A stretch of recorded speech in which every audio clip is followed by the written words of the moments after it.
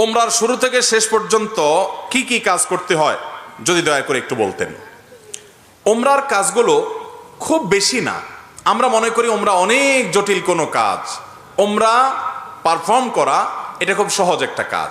সর্বপ্রথম কাজ হলো আপনার দেশ থেকে আপনি যখন যাবেন মিকাতে গিয়ে গোসল করে উত্তম রূপে হাতের চুল নখ ইত্যাদি, শরীরের চুল নখ ইত্যাদি থাকলে অবাঞ্ছিত এগুলো কেটে পরিষ্কার হয়ে ফ্রেশ হয়ে গোসল করে এহরামের কাপড়, সেলাই ছাড়া কাপড় পরবেন, পরে লাব্বাইকা উমরাতান নিয়ত করবেন। কারোর পক্ষ থেকে করলে লাব্বাইকা উমরাতান আন অমুক অমুক মনে মনে নিয়ত করলে হবে, জমুকের তরফ থেকে লাব্বাইকা উমরাতান, বাস নিয়ত করে ফেললেন।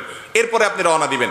সাধারণত বিমানে গেলে মিকাত থেকে এহরাম পরা যায় না, তাহলে আপনি ঢাকা এয়ারপোর্ট থেকেও পড়তে পারেন, অথবা এহরামের কাপড় নিয়ে বিমানে ঘোষণা দেয় যে এখন আমরা মিকাত ক্রস করব, তখন আপনি পরে ফেলতে পারেন যদি অল্প সময় পান।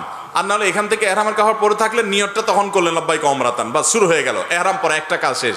এহরাম পরার পরে আপনি তালবিয়া পড়বেন, লাব্বাইক আল্লাহুম্মা লাব্বাইক লাব্বাইক লা শারীকা লাক লাব্বাইক ইন্নাল হামদা ওয়ান নি'মাতা লাকা ওয়াল মুলক লা শারীকা লাক। এটা পাঠ করতে করতে আপনি পুরো পথে যেতে থাকবেন। পুরুষরা জোরে জোরে পাঠ করবে, মহিলারা আস্তে আস্তে, বাস দুইটা কাজ হয়ে গেল। এহরাম পরা, গোসল করে উত্তম রূপে মিকাত থেকে নিয়ত করা এবং তালবিয়া পড়তে থাকা।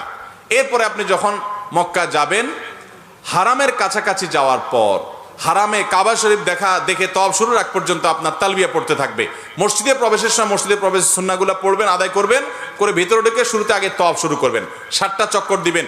কাবাগরের হাজরা আসওয়াদ পাথরকে বাম পাশে রেখে ডান পাশে সবুজ লাইট রেখে বিসমিল্লাহি আল্লাহু আকবার বলে আপনি তওয়াফ শুরু করবেন। 7বার চক্কর দিবেন, 7বার।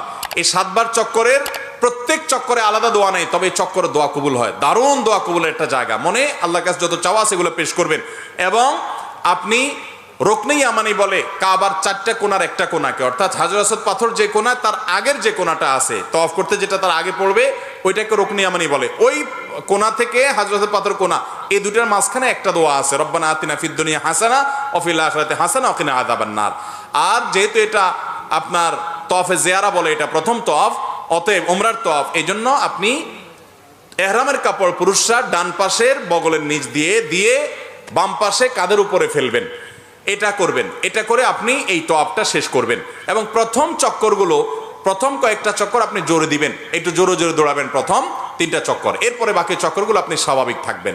তো এই যে তওয়াফ 7টা দিবেন আপনি, প্রত্যেকবার হাজর আসওয়াদ পাথরের কাছে আসলে হাত দিয়ে ইশারা দিয়ে আল্লাহু আকবার বলবেন, বাস। আবার আপনি দোয়া করতে থাকবেন, এভাবে 7 চক্কর দিবেন।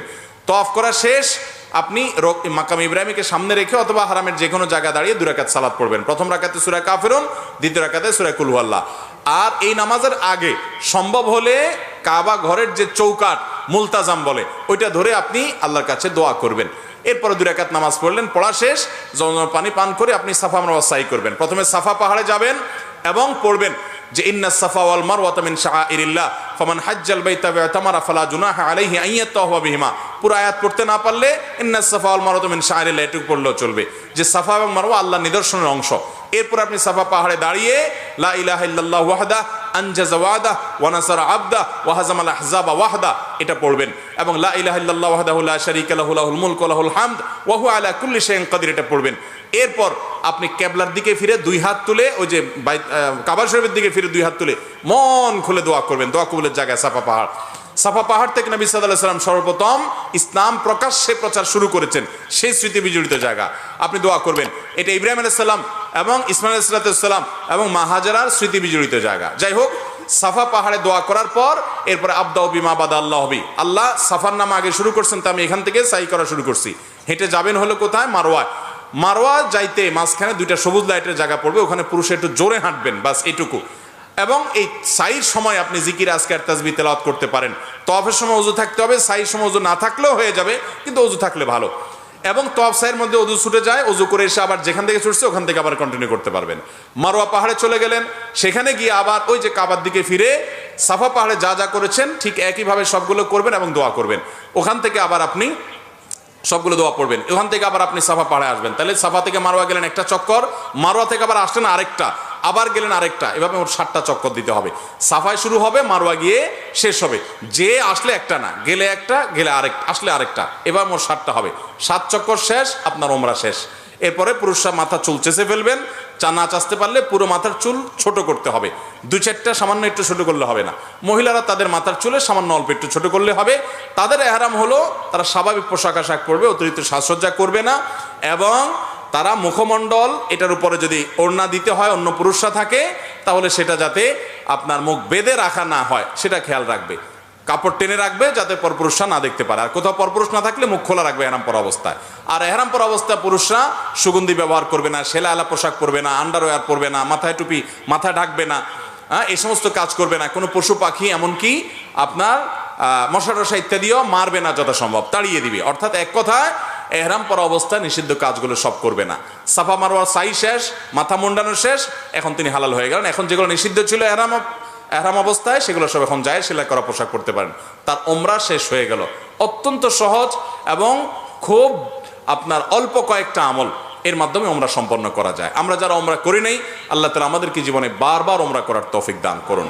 আর যারা আগে একবার করেছেন, আল্লাহ রাব্বুল আলামিন তাদের সবাইকে আবার ওমরা করার তৌফিক দান করুন। বাইতুল্লাহ যাওয়ার যে স্বাদ, ভাইরা আমার, এই স্বাদটা আস্বাদন যে করে নাই সে বুঝবে না যে আল্লাহর জমিনে কত বেশি স্বাদ এবং তৃপ্তি আল্লাহর ঘরের জিয়ারতের মধ্যে। আল্লাহ আমাদের সবাইকে এই স্বাদটা বারবার আস্বাদন করার তৌফিক দান করুন। এই স্বাদ আস্বাদন করা ছাড়া আল্লাহ তাআলা আমাদের কাউকে যেন মৃত্যু না দেন সেই তৌফিক দান করুন।